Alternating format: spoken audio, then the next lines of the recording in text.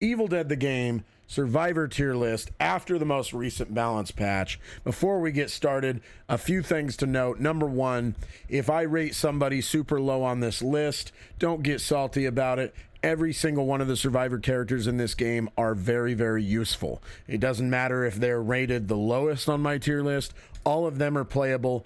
All of them can be super powerful in the right hands with the right build. Okay, that's the first thing. The second thing is, this tier list is based around the bugs that are on each character at the time of the making of this list, because then I may make another tier list if a bug fix patch comes out that fixes some of these characters and how broken they are at the moment. Right now, a bunch of these characters have a bunch of stuff about them that are broken because it either doesn't work the way it's supposed to or it works way better than it's supposed to, and I am going to rate them based on their bugged abilities. Okay, that's how they're going to be rated. So let's get started. I'm not sure if I want to start with D tier and put who's in D tier first, or just go through the list. I think I'll do that. I'll start with D tier. Scotty's in D tier. Scotty's still in D tier. He's still the worst survivor to me. That's not to say that he's like unusable, but the big problem with Scotty. Oh, one other thing I want to mention before I go any further. I should have mentioned this in the beginning. I also now have every single character at level 25. I also now have spent extensive time playing with every single character. So I got a few comments in my last tier list that were like, well, you shouldn't be making any tier lists until you have 1,000 hours in each character. I don't have 1,000 hours in each character, but I do have all of them to 25, and I have played every single one of them up to 25. I know what I'm talking about now, okay, folks? Before somebody's like, no, you don't, because I played Scotty, and he's actually the best character in the game.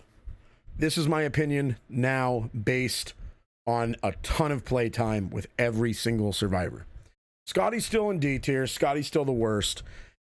Really for two main reasons. Number one, his active ability is absolutely atrocious. His active ability only does 100 damage, which is still less than Aod Ash's ability, even after Aod Ash got nerfed. And it's still on a cooldown. And Ash's is not. Ash gets to just keep doing that 125 damage burst over and over as long as he has shields. Scotty does not. He has to wait 30 seconds. That's terrible. The second reason is he relies so heavily on heavy attacks. And heavy attacks are just not good in this game. Most of the time you want to be doing lights. The reason that heavies are typically not good in this game is the fact that they are slower and they can be interrupted.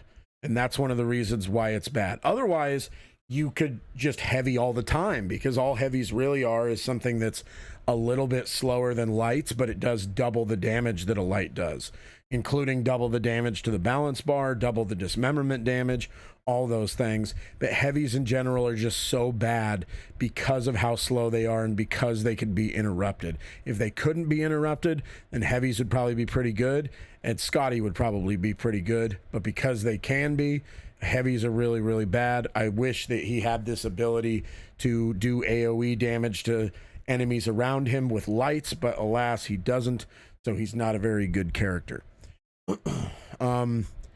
After him, here's one other note before I make this next selection. This note is based around solo queue. Some of these characters are going to be rated differently if you are playing with a super duper sweat squad. Okay, if you're playing with a super sweat squad, all these characters are probably going to be rated a little bit differently. Okay. I would put support Ash at D tier right now. He is actually probably the best support in an organized group. Okay, that's why I had to make that disclaimer before I rated support Ash. He's probably the best support, and he's probably way above D tier in a group play. The reason he's not as good in solo queue is because in order to take full advantage of his 30% headshot damage and 30% heal on his headshots is if you are communicating and working together with a team.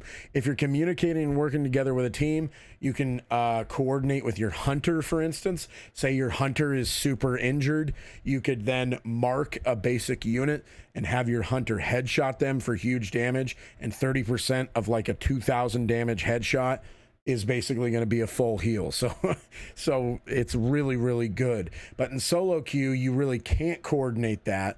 So more often than not, because melees will actually take away the mark, more often than not, that means that you can't coordinate that, because if you shoot a target and mark them, your warrior, your leader, is going to run up and hit that target and take away the mark and take away a potentially big heal to somebody who needs it. The other problem that he has is the same thing that Scotty has, which is that in order to heal people, he has to rely on heavy attacks.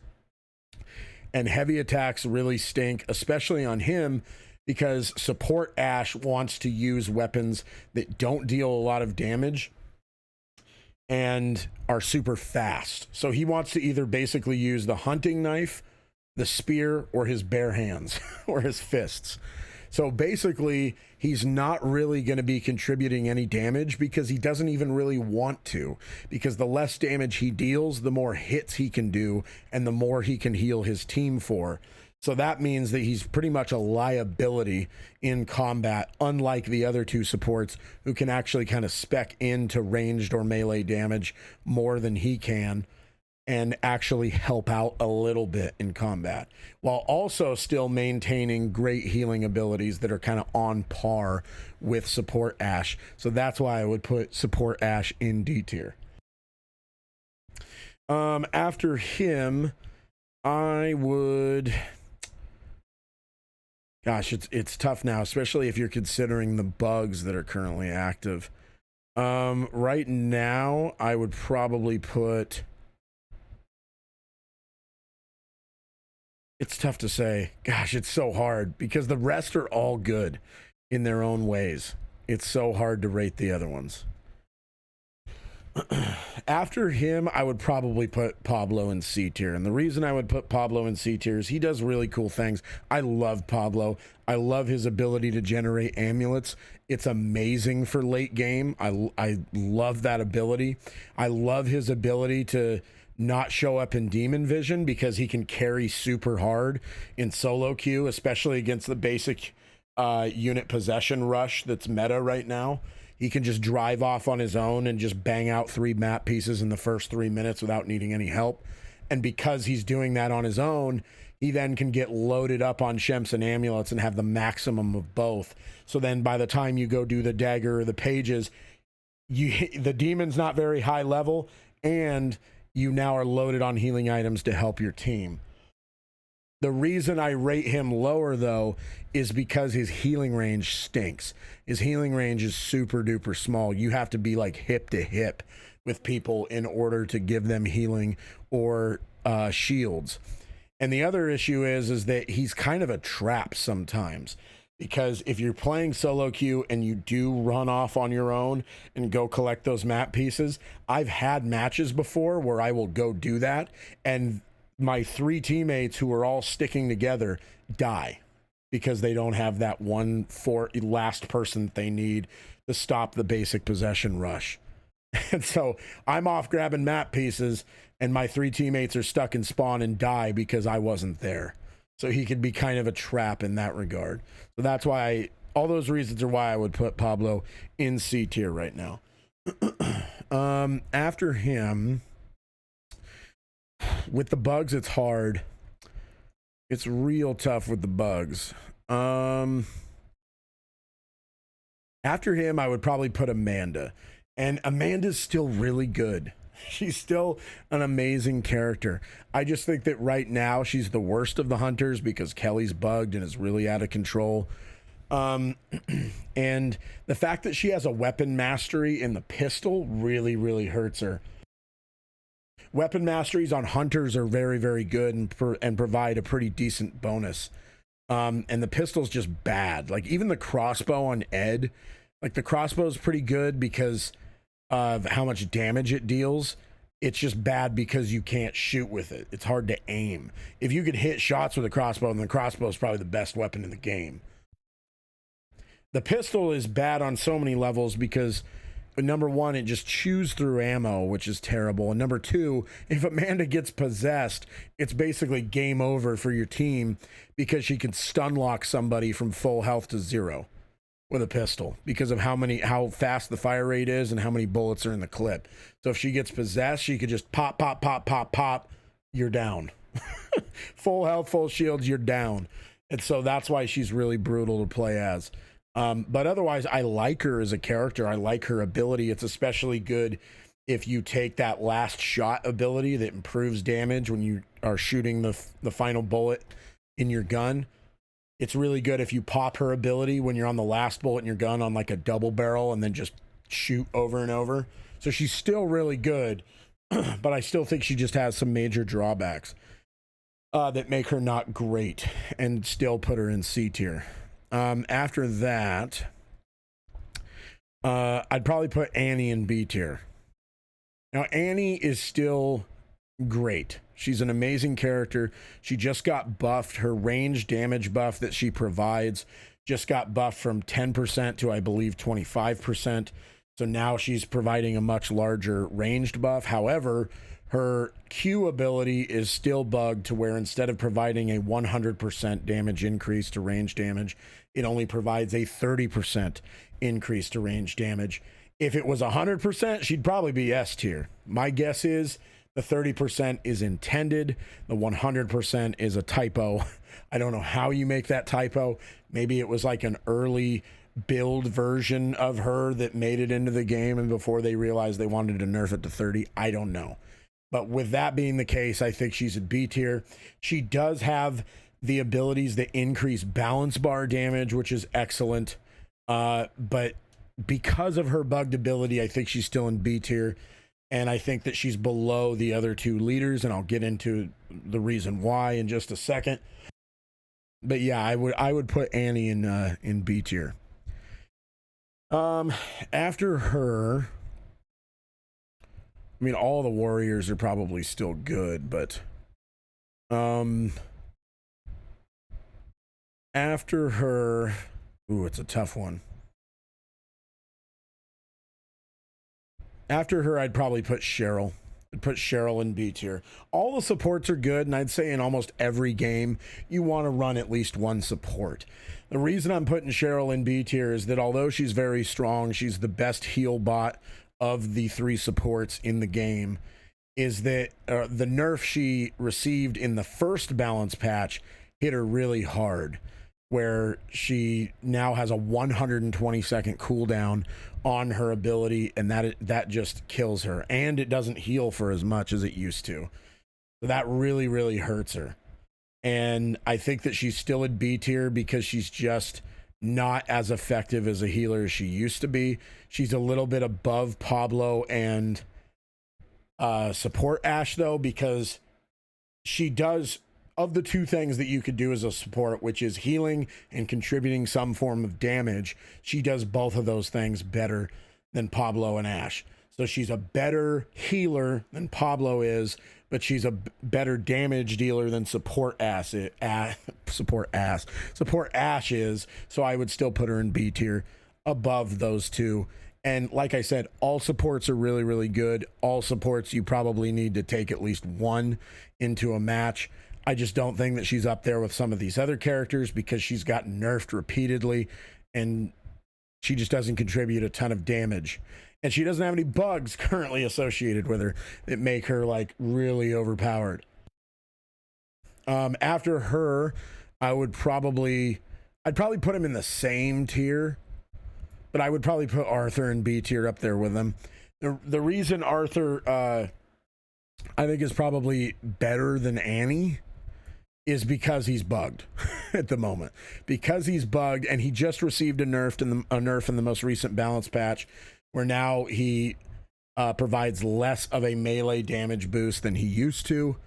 But the reason that he's still so good is because he is bugged currently so that his aura provides a boost to both melee damage like it's supposed to, and range like it's not supposed to.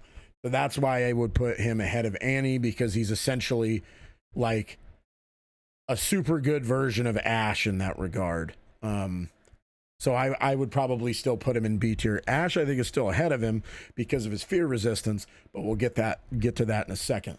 So I would still put him in B tier. Leaders in general, I think, are fairly limited, like in combat, and they're so reliant on their team actually being good. And if your team's not good, you're going to fall apart. And that's why I think leaders in general are probably not on the same tier as like warriors or hunters. After that, it's a tough one now. I would probably say all these characters are so good, but I'd probably put Henry the Red next. The reason I'd put Henry the Red there is because his kit is really focused on tanking. And I've spent a lot of time trying to make Henry like a pure tank.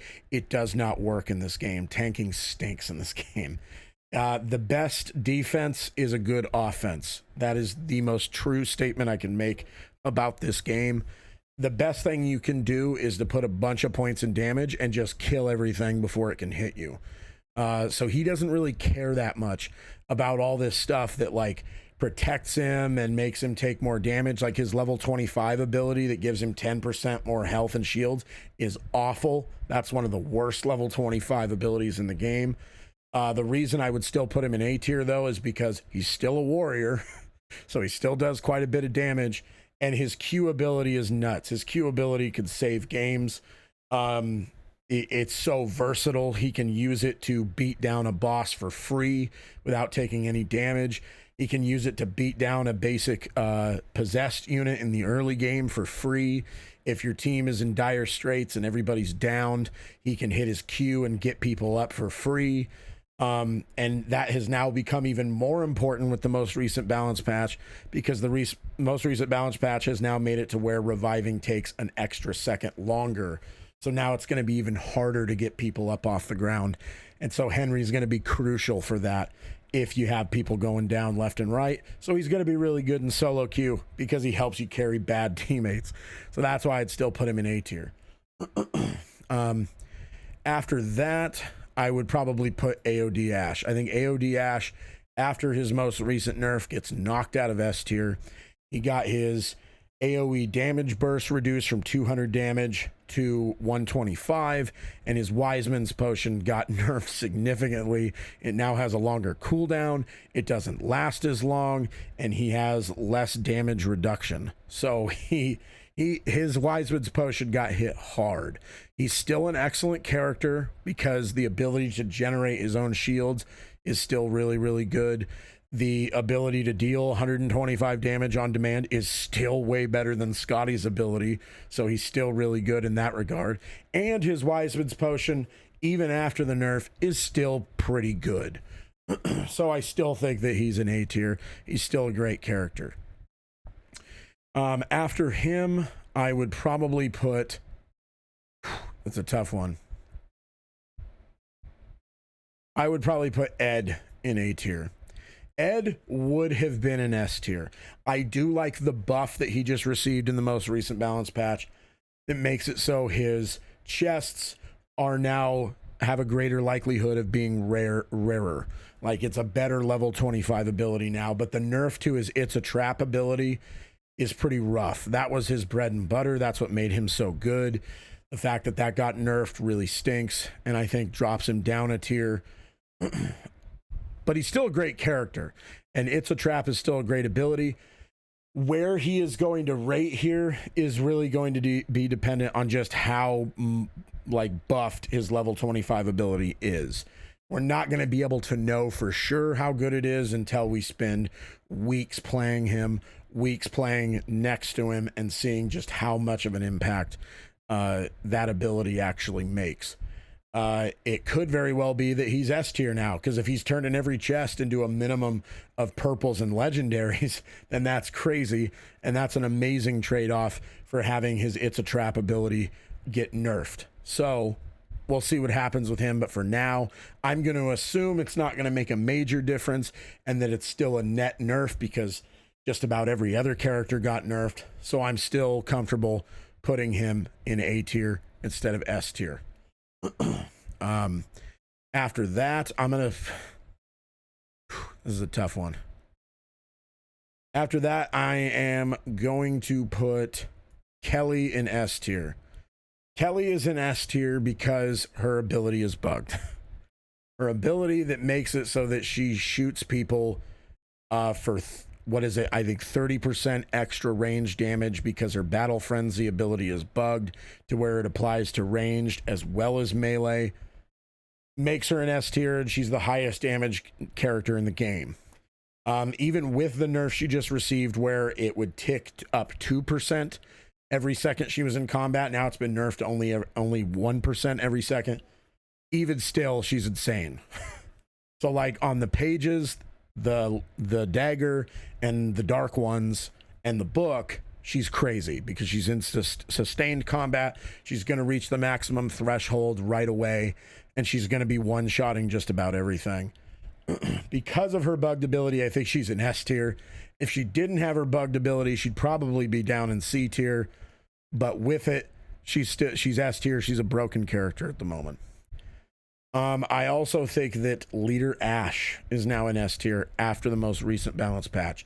I've had some time to play around with him after the most recent balance patch.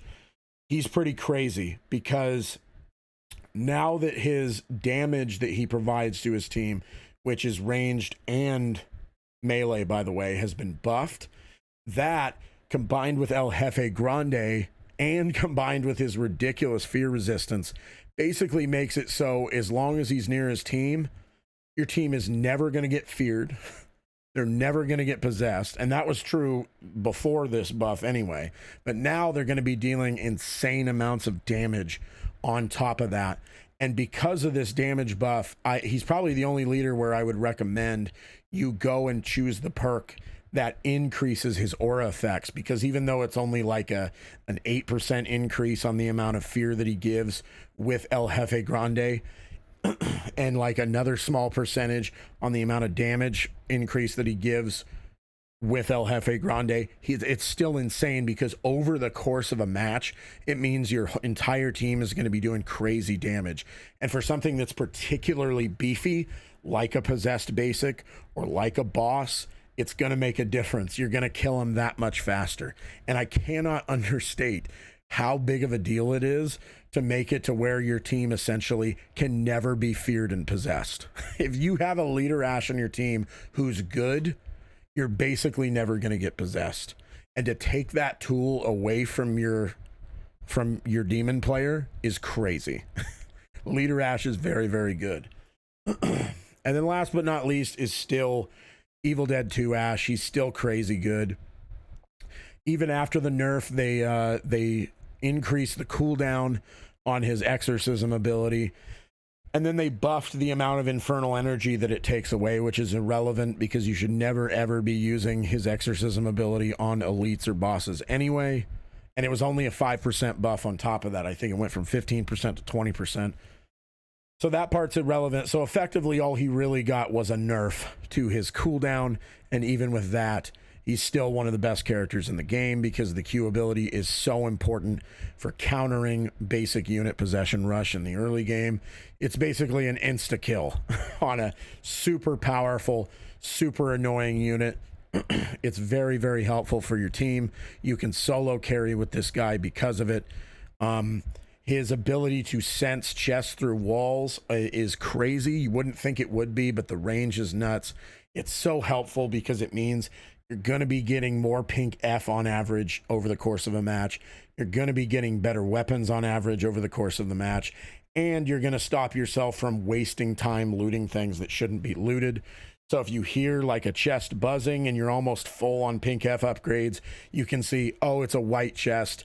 It's probably not worth going into that building and risking getting trapped. I should just keep on going. But if you see it's a legendary, now you know, okay, I need to go in there and stop and check it out. So he's still really good for that reason. And then I just really love his weapon mastery as well. The double barrel is fantastic on him. It's just a great gun, and getting to start with one is huge because having a weapon in your hands to start the match with basic unit possession rush is massive, because it basically means you can protect yourself, you can protect your team, and it's very, very good for the way the meta currently is. So this is how I would make my tier list right here, from S tier to D tier. Hey, if you agree, disagree, let me know in the comments how you feel. And please remember, like I said, that this does not mean any of these characters are absolute garbage. Every single one of them are usable and good in their own way, okay? But if you think a character is actually good, or I'm missing something, let me know how you feel. And as always, thank you for watching. Thank you for reaching this point in the video. If you got all the way here, if you haven't subscribed already, please do so. And that's pretty much it, folks. Thank you for watching.